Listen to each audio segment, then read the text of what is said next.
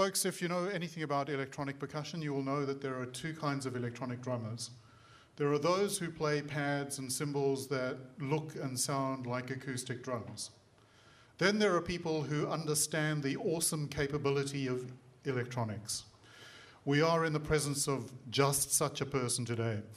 When somebody knows a lot about a subject, we tend to say they wrote the book on it. And in this case, Bid absolutely did write the book on electronic percussion. Ladies and gentlemen, it gives me great pleasure to introduce Mr. Bid Beresford.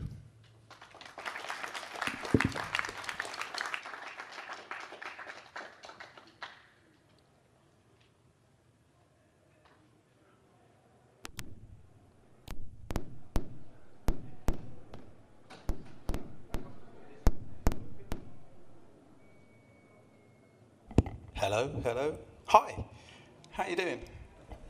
I have to put this on. Ugh. There we go. Firstly, thank you, Alan. What a wonderful introduction. I want to see that guy, whoever he is. Thanks. Huh? You can't be in two places at once. Thanks for coming.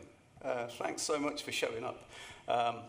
And congratulations, you're here to see someone that isn't going to play a drum kit the way everybody else outside is playing a drum kit, right? As Alan said, I'm a big advocate of electronic drums, but I do not use them to mimic acoustic drums because, in my honest opinion, they will never sound as good as acoustic drums. Electronic drums, no matter what manufacturers are doing, a snare drum does not sound the same when it's synthetic as it does when you play a snare drum and you hear the skin and the air resonate. That feeling when you play that drum, I think, it's unmatched. You just can't get anything like it from an electronic kit. But what an electronic kit can do is something an acoustic kit can't do. And I'm going to hopefully try and persuade you. I'm not sure if persuasion is the right word, but I'm going to try and show you some of the things that you can get going on, which when I'm playing, it excites me. It really excites me. So just a tiny little background about myself. I started playing drums when I was 4 years old. When I was 9 years old, I got my first big drum kit, if you like. When I was 17, I got a gig playing for a guy called Edwin Starr, the Motown artist, if any of you remember him. And the way Edwin used to command the stage, you didn't have a set list. You walk on stage. He was a Motown artist. He's from Detroit. He didn't have a set list. You had a set of songs that you knew, and he would signal the songs that you were going to do. He would put his hand up and say, right, we're going into, this would be War, his big hit. And you'd go into War, but you'd go from the song that you're playing, and he'd count it in for you. He'd tell you when you're going to come in. And whilst you were playing, he would then mix the band. He would point to you and say, okay, keep playing. You stop. You come in. And I was like, oh, this is amazing. 17 years old, getting this experience. This is fantastic. But at the same time, it was in the end of the 80s, early 90s, I was also beginning to dabble with electronics. And the band that I was in at the time, we were using electronics, we were running sequencers, but we were playing along to backing tracks. And you couldn't do anything with the backing track. It would play, as I'm sure some of you probably know when you play along to backing tracks, if you do, you're stuck. You can't do anything. You're just, you hit go, or you press go. At the time, you couldn't hit go. And you just knew what was going to happen for the next 5 minutes. And you just played along to it. And I didn't like that. I wanted to control it. And it took me a long time to find the equipment that you could do that. And now there is the equipment that you can do that. But it can also do so much more. And that's what really excited me about electronics. Trying to get that whole Motown vibe where you can just go from one thing to the next thing to the next thing. And people can shout things out and you can just go with it. And you can add things, you can take things away. I love that. And it took a long time. It probably took 10, 15 years until that could happen. But now you can do it. But there was nothing out there that explained how you could do that.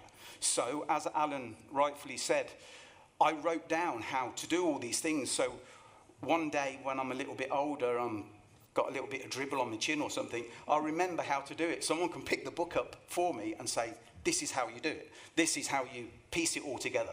That's why I wrote the book. And I can't believe now the book is sold in 6 continents. It's gone to over 25 countries around the world. And I'm constantly getting messages from people saying, thank you so much. This is really helping me, and it's opening my eyes to what can be done. So without further ado, I'm going to start showing you where I started and where I've got to in my journey. And then maybe there'll be some questions afterwards. So to explain what's going on here, I have got a kick drum pedal, which is the Roland KT10, which I love. I think it's a great pedal. I used it for the last band that I'm currently out on the road with and have been for the last 15 years. Don't know if any of you know a band called Left Field, but I've been with those guys for the last 15 years. The last tour that we did, I was using this as my main kick drum, this pedal. There was no aesthetics, there was no big bass drum there, so people can go, oh, that's a bass drum. It didn't really bother me, that side. It was more about the sound, it was more about what it could do.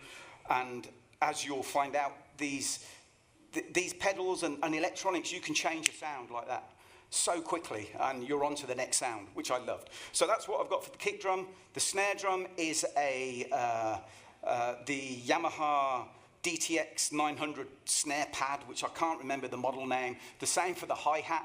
It's the Yamaha DTX 900 hi-hat. This is the DTX 12M. Yamaha again. I've got the 900 brain down here.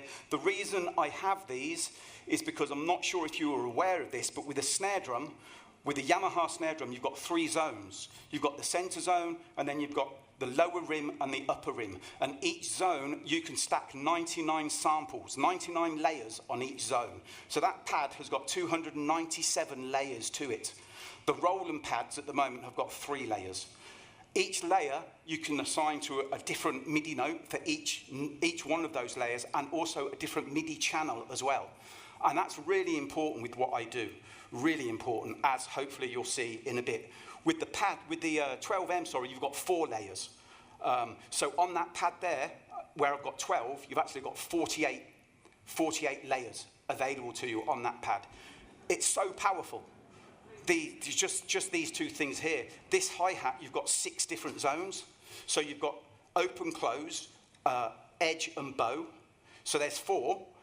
And then you've got stomp and then heel. So that's 6. So you've got another 594, is it?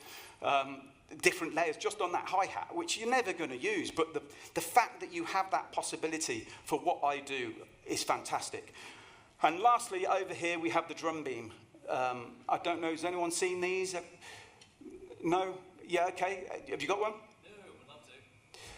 Yeah, it's all right. It took a while to get to me, but it's here now. And it's great. It's a great product. So this is another trigger device, like a pad, basically. However, it's position censored instead of velocity censored, although velocity does work on it as well, but it's position censored. And again, I'll demonstrate this as we go ahead. So we have kick drum. Do we have kick drum? And snare drum. We have nothing. Great. Okay, well, you should be getting it. It's all running this end.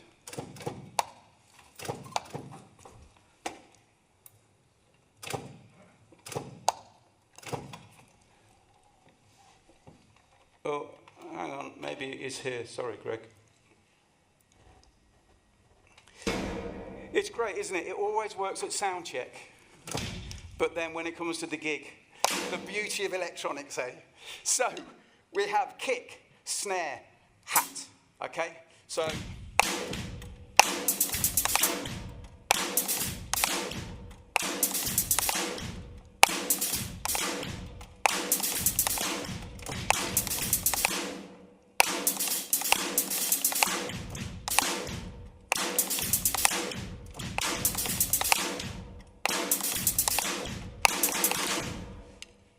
sounds like a kick, snare, and a hat to me, yeah? So that's where I started, and I was like, okay, well, I want to be able to do something else. I want to be able to change the sounds, and I want to be able to layer the sounds. So, as you can see on the screen, all the sounds that you're about to hear, including what I just played, is coming out of a program called Ableton Live. Are you aware of Ableton Live? Do people know what it is? Okay, it doesn't surprise me. A lot of drummers are using it. So I have to use it for what I'm about to show you. I don't know any other program out there that allows you to do what I'm about to do. Okay, so as you can see, up on the, let me take that off the screen. Up on the left-hand side here, it says kit. And if you look at channel 1, as I play, you can see the other channels, 4, 5, and 6, that are greyed out at the moment. There's a reason that they're greyed out. But you can see the bright greens going across to the main channel on the right-hand side over here. And that's the kick drum, the snare, and the hat. So I then wanted to say, okay, I want to start layering some other sounds on that. What I use all this stuff for is a controller. So now I want to put another sound onto the channel 1. But I want to put it on channel 2, so I've got independence on it. So these 3 top pads here I use as mute triggers. So as you see, if I hit this first one, if you look at number 1 on the screen, it switches it off, it switches it on, off, on, off, on. So now it's on, it's playing.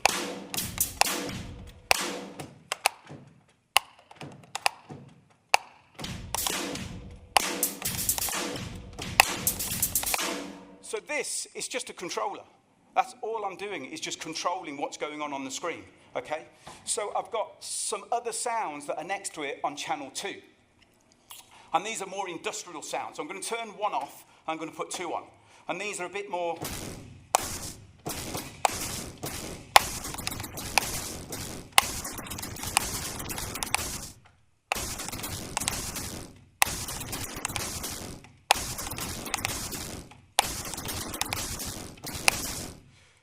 And that makes me go, cool, that's like that. To me, that makes me a little bit excited. That makes me go, oh, I like the sound of that. But I also miss the kick and the snare. So I think, let's put the kick and the snare back in with it.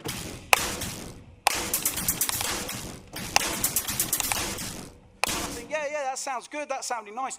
But the snare, that sound is just missing a little bit of the top. It needs a bit of top being put on there. So I have something else over here that allows me to just put a tiny, it's very subtle, tiny little bit of top, and the same on the kick drum. But the kick drum, I think, if I remember, it's got a tiny little loop at the end of it. There you go. And you put that in with the kick and the other stuff that we've got going on. You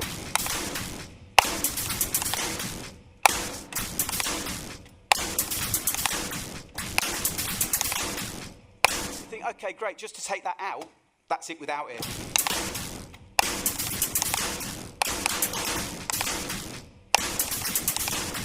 For those who have been around a bit, the top end, you might not be hearing it on this system. You might not notice a difference. But I promise you there is. If you're in a studio, you would notice that difference. So anyhow, that's the way that I like to layer sounds up. But then it made me go, okay, well, if I can layer drum sounds up, then surely I can layer some other sounds up on there, or some other effects maybe. Maybe I can put some delays on there. Or some reverbs, or some distortion. So you have this sound going, and I think I want to put some delays on there, let's say. So I have a channel here, and this is where a little bit of I guess studio knowledge comes in. You have to understand what's going on, where the path is of the sound within Ableton. And if you look here, you can see channel A. On the right-hand side, A, you see A and B? Those are my return channels. And returns are where my effects are. So on channel A, over here, if I highlight it, you see here, I now have at the bottom a multi-band dynamic and a delay on there. And that's controlled on return A. So if I want to switch return A on, I've got those set up on these bottom 3. So that's now on, that's now off. So if I leave it on, you'll now hear the delay. And I can switch it off, and it's gone. And then on B, I've got, on channel B, I should say, I've then got some reverb.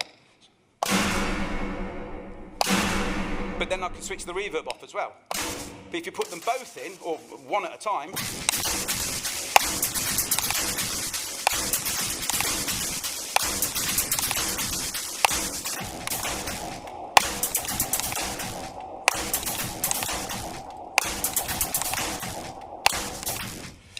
pattern there, I've got a delay that's going on, and then I've got an auto filter.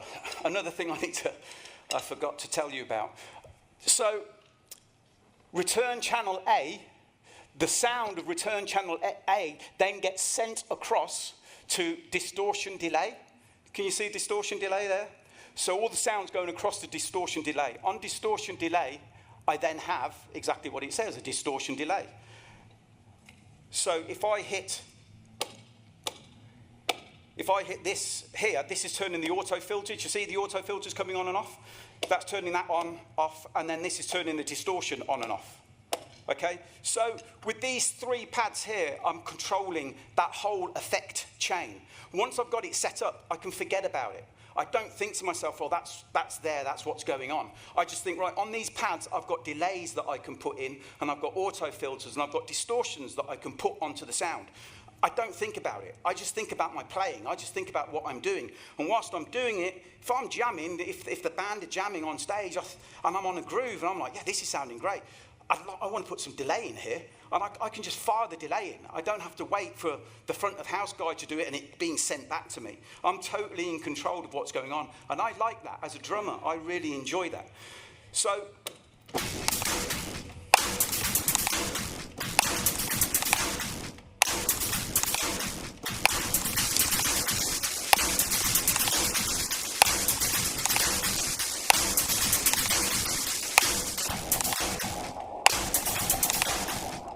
one thing I need to say here as well, when I get onto the auto filter, that's where this comes in. So this is the drum beam, okay? So this is positional MIDI information. There's also a sound on there. This has got a hi-hat. Only so that you can hear that that doesn't have to do what I'm about to show you. But what it can do,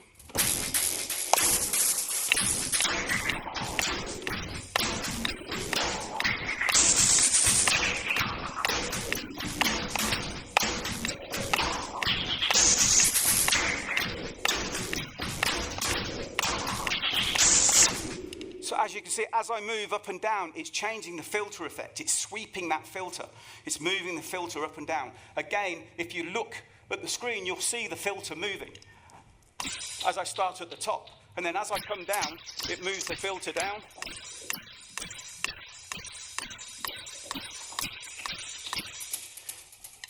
It's very simple to set up. It's not difficult to set up. All you have to do is assign your CC number. CC number is the same as a MIDI number, and it stands for Control Change Message. Once you do that, you assign it to your effect that you're using within Ableton, and away you go.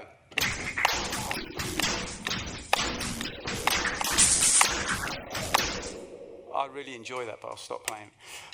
So yes, that's what's going on there. Now, obviously, when this is all happening, you're probably thinking, well, that's all drums, you know. What about getting some other stuff going on with it? Well, it's pretty simple. It's the same principle, okay? It's exactly the same principle as we've got with the layers. Once you've got your sound on each channel, you can start adding some other things. Up here, you can see that there's a bass loops channel. So if I put the bass loop in, on the kick drum now,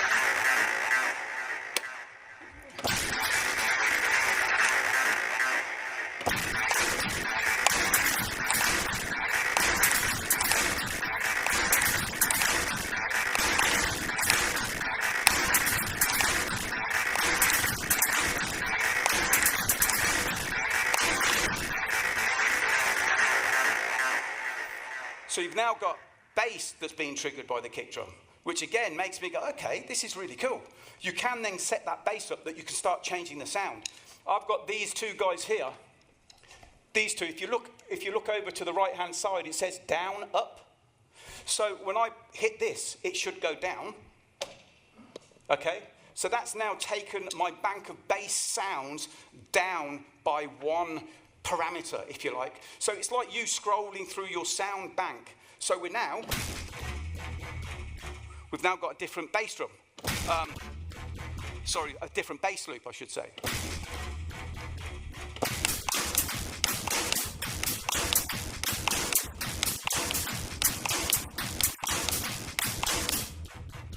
And then you can go back to the other one.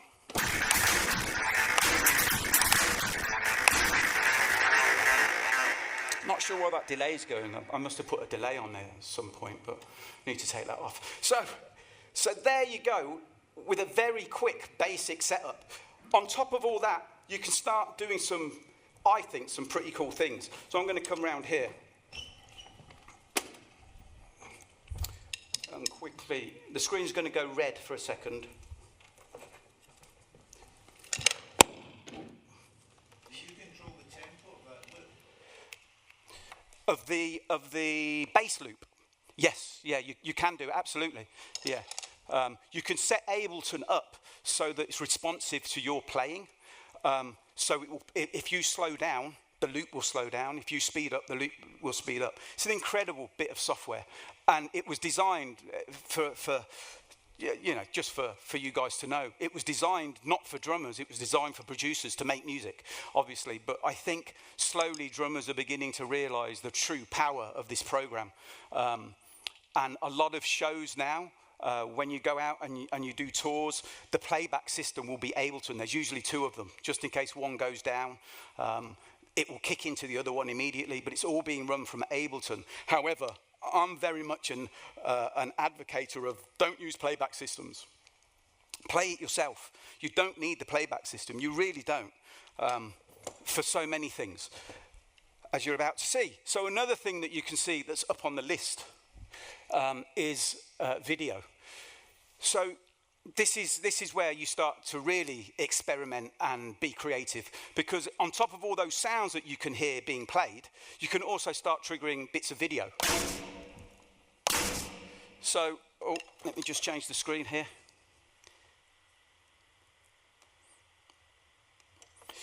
So now, there is unfortunately a tiny little delay because I didn't bring the right box with me. However, you'll get the picture.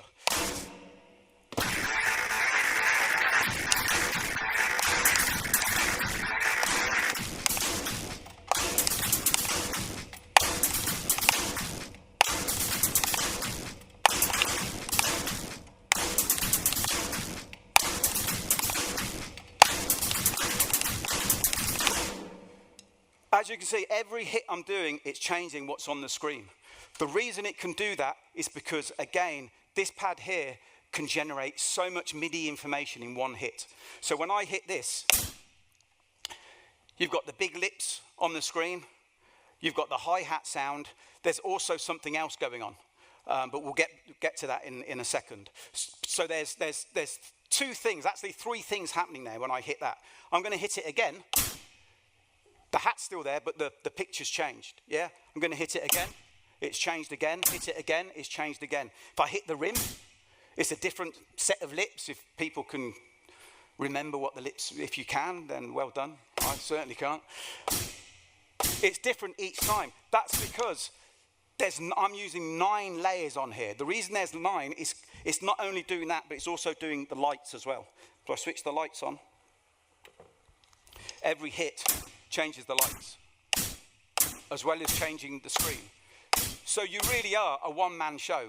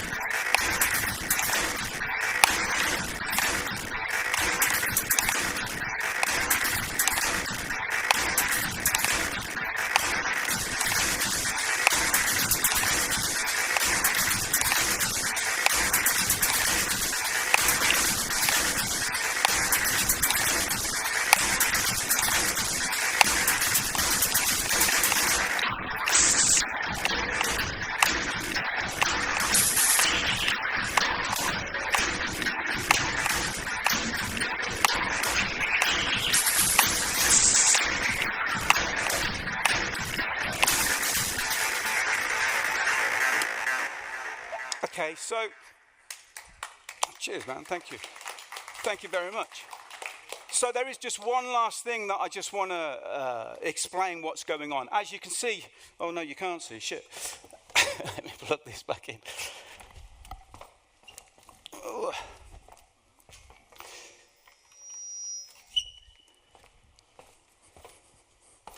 So this really is the last bit that you need to be aware of.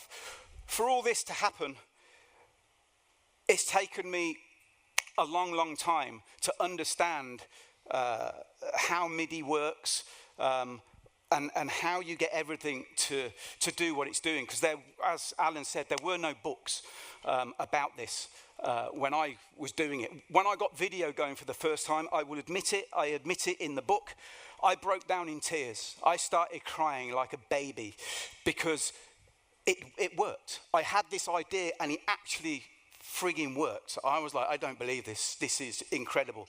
I use it, I go out and do shows with it by myself, and it still excites the hell out of me when I start introducing the videos and the lights. It's like, oh my God, this is, you remember the one-man band when he had the bass drum on his back? It's like, this is to another level. We're in the digital age, it really is here. And using these amazing instruments to mimic an instrument that is already fantastic just makes me go, why? I get it. I do understand to a degree. Everyone's got a plug socket. Not everyone's got a studio. And I think it's fantastic for that. But I also think, God, these things are so powerful. You can have so much fun with these. And we're moving forward. Drumming has to evolve. I'm sick to death of sticking Instagram on and YouTube and seeing someone else sitting there going a million miles an hour, doing their chops and doing their things, which is always fantastic. But it just makes me go, I can't do that. I don't want to do that. But I want to do something that's different, and I want to do something that is going to, allow me to do this for a living, because doing those chop things, as far as I'm concerned, no one's ever got a gig because of the chops they do. Well, there's a very few that do, such as Dave Weckl and Vinnie Colaiuta, but how many of those do we know? But this, you listen to the charts these days, and the music that you listen to is made up of synthetic drums. It's made up of sounds that I've been playing today, probably. And I think for the younger generation and the older generation, I really do believe that drumming is going to be going down that road. And if I can help push it down that road, I'm going to push as hard as I can, because no one else is. And I enjoy it. So one last thing that I was going to show you, in order for this to all happen as well, Ableton allows you to code. Now, I don't know if any of you are coders. I don't know if any of you write code at all. However, this is just, it changes everything. Because all of a sudden, when you have code involved, the code allows you to control Ableton in a way that's fantastic. So if there are... If this little bird's on the screen, for instance, I need to get rid of that bird on the screen. So this trigger down here, it starts the whole sequence. So where it says contact on the right-hand side, when I hit this, it triggers that contact line all the way across. And if you see CliffX Pro, well, it says CliffX there, that's the coding language that it uses. So when I hit go, it's going to play everything in that line. And in that line, that bit of code there says for it to reset my whole system. So everything goes back to off, basically. The screens go blank, the lights turn off. And if I put these effects on here, for instance, if I put that amp on, down here, the amp and Lethal Weapon, if I switch A and B on here as well, like so. Now, when I hit go, everything, A and B is going to be switched off. The amps are going to be switched off, the lights are going to stop, and the screen with the bird on, which you can't see because you're looking at this, but I can see it down here. I'll tell you what, I'll turn this round for those at the front. See a little bird down there? So when I hit go, there you go. Everything has gone. That's gone off. Oh, B hasn't gone off for some reason. Probably haven't got that in the chain. But the amp's gone off, the Lethal Weapon's gone off, everything has changed, everything has gone back, it's reset everything. The reason it's done that is because of the code that is being sent, which is written in the CliffX Pro, and then also in the video tab, there's also some code in there which is being sent out of this guy here, where it says shoot. That's sending everything to the video channel as well, which is turning all the effects off. And that's one other thing that I should have shown you as well. When the effects are coming on, when I've got effects coming on here, like the delays, it's also affecting the video side as well. The video effects will come on at the same time, whatever those video effects are that I've got set up. So yeah, I hope I haven't bombarded you too much. That's a lot of information I've just thrown at you in the last, I don't know, how long have we been going? Half an hour? Half an hour. Okay, that's my time up. I had a lot to fit in for half an hour. So thanks very much for listening to me waffling on. I really hope you've got something out of it so far. Enjoy your journey as drummers. Yeah. Are you happy to take some questions? I'm absolutely happy to take questions, Alan. Are there any questions? I know there's been a load of information. It's a lot of information. Yeah. Let's just start back here. Hi, Bid. Hello. Nice to meet you. Yeah, a lot of information there. How do I walk away from today and implement that video to the beat? Well, I feel like I've planted you there by asking that question. But I have with me, I brought with me today a copy of my book, or a few copies of my book. So if you want to learn how to do this, come and see me, and you can get a copy of the book. And the book tells you everything. It describes how drums started, the first form of communication 3,000 years ago. It explains all about MIDI and understanding MIDI. It then goes on to how you change drum sounds and set your kit up, no matter what you're using, and then goes on for using Ableton, triggering lights, triggering videos. It's all in here. And also, I have just made an app, believe it or not. I'm prototyping it at the moment. If anybody wants to try it out as a prototype, it's totally free, and you just put your question in there, no matter what kit you're using, and it should give you an answer. However, as I said, I'm prototyping it. It hopefully will give you the right answer, but it could also give you a crazy answer. But yeah, the book or the app, that's how you can walk away and do some stuff if you wish. Okay. You have a question? I actually got the experience to go to one of Left Field's gigs, and would you use that sort of tech with a sort of gig like that? I do. Absolutely, that's Resolume. That program is called Resolume. That's Avenue, so there's two versions of it. You have Resolume Avenue or Resolume Arena. Arena allows you to video map, so you can, if there's a pillar, you can put your video just on that pillar, and then another pillar. This one doesn't do that because it's half the price. And I don't personally, whilst I'm out by myself doing my shows, I don't have a need to do video mapping. But Left Field have an arena version, and I am involved in triggering lights and triggering bits of video within their show. But there's so much going on, you'll never know what I'm doing. Yeah. You know, because there's so much going on. But yeah, there's stuff going on. Yeah, man. Anyone else? Yep. Hello. Hi. So you've got your own lights, and they're amazing, and that's cool. If you were to say your mates opened a new bar up the street, and they say, come and play, we've already got all this lighting built in, can you easily connect with existing lighting in a place? Yeah, absolutely, yeah. Like, is there any neck to it? Like, do you just plug in and all the... No, something will happen every time you hit your snare? As long as the interface, so the interface I'm using, I mean, again, it all looks amazing, this stuff. It's so cheap. So the lights, they're probably 50 quid. I've got this here as my interface. This is my light interface. 100 quid, okay? And it's MIDI-able. So all these buttons here. Is that your DMX? DMX, yeah. So every button, it's just got a MIDI number to it.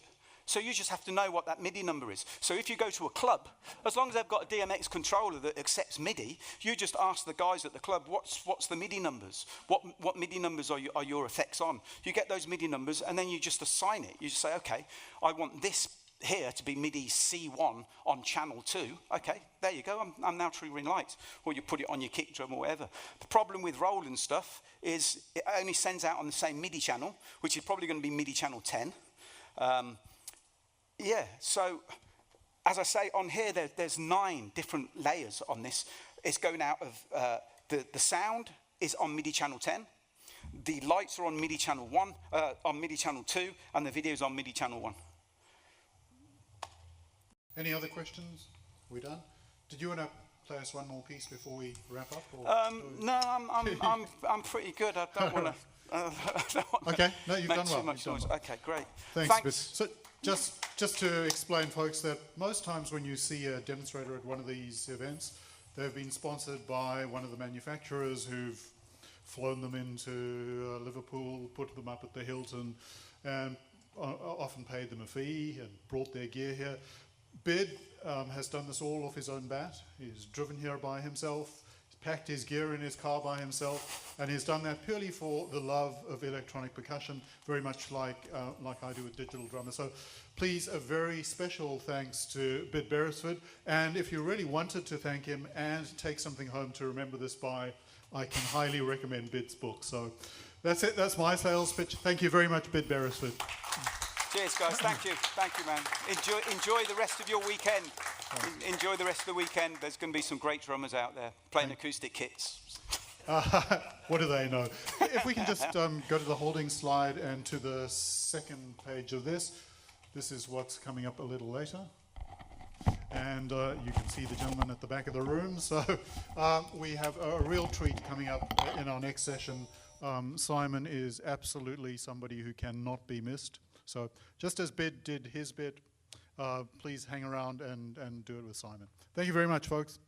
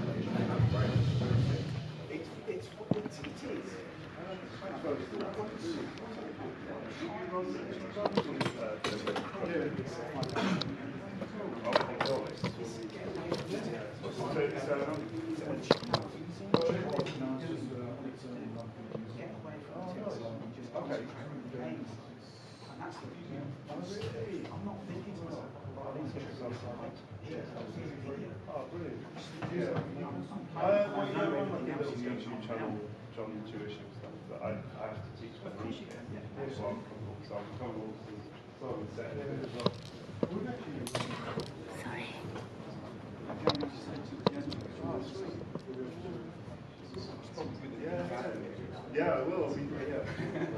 That's what yeah, that's what I do a fair bit of. Yeah. I'll stick something about that in mind. Actually, shouldn't I?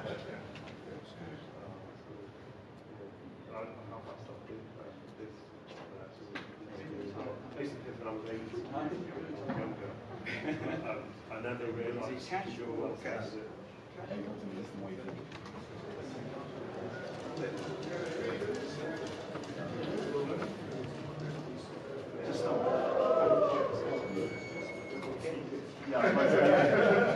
But then it's latter.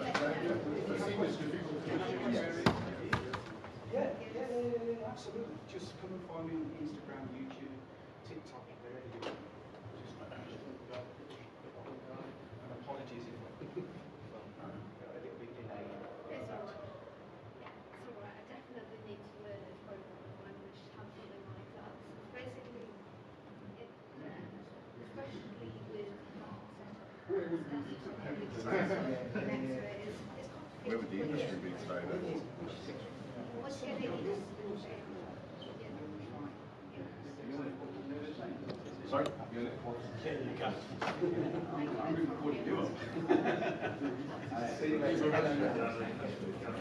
Yeah, sometimes Kevin.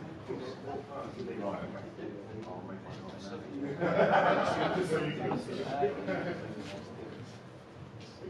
Steve, when did this one finish called?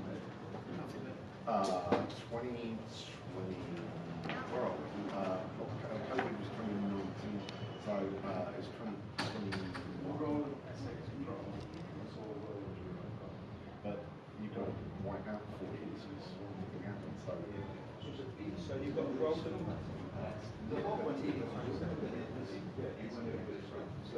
Okay. Oh, that's the digits. To do what I was doing? At the same time. Depends what you need. If you need multiple outputs, then don't. If you want to choose MIDI, then just compose. There's nothing else. It's the same engine That doesn't. But there's a guy called Yeah, Richard. but, Do you know yeah, Ableton Drummer? Do you know Michael Tobias? so people are using it at home. He's got some stuff. Do you use Ableton Drummer? Okay. In that case, hold on to what you've got. Get Ableton. Maybe speak to Tobias and he'll give you some Max for Live devices. Max for Live devices which you can use, which will allow you to lay up using the roll and stuff. But what you're doing then is you're putting more CPU on your Intel, and the computer will struggle. And that's another reason why I have those. My CPU uses on my computer because I'm using. Well, yeah, I remember a few years ago I had one the technology.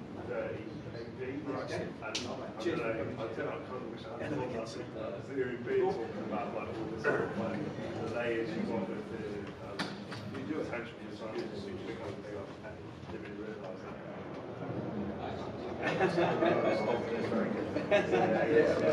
Yeah, stuff that's a bit better. Do you want Not following, they might go down the same. Yeah, no. if you scan that, it will bring up a form. Just fill the form,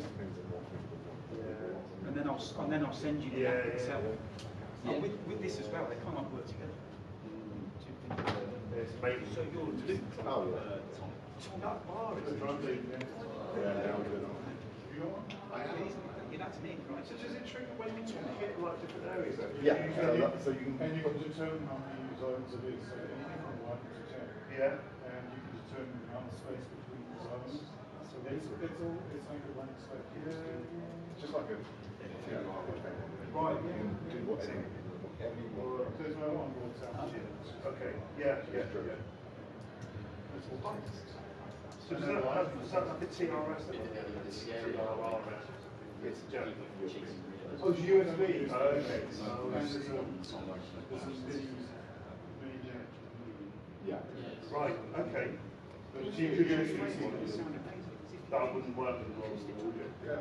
I would. That jack.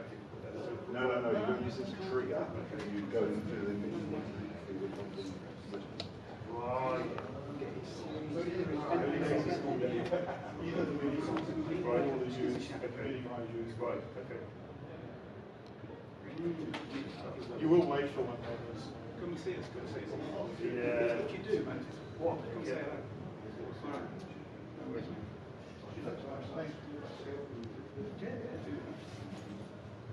Right, I'll back a little bit. Thanks, Ben. Really enjoyed that. Oh, cheers, fella. Thank you, man. Thank you very much, man. Pleasure to meet you. I know. I didn't know you had such good taste in gear. And he's not here.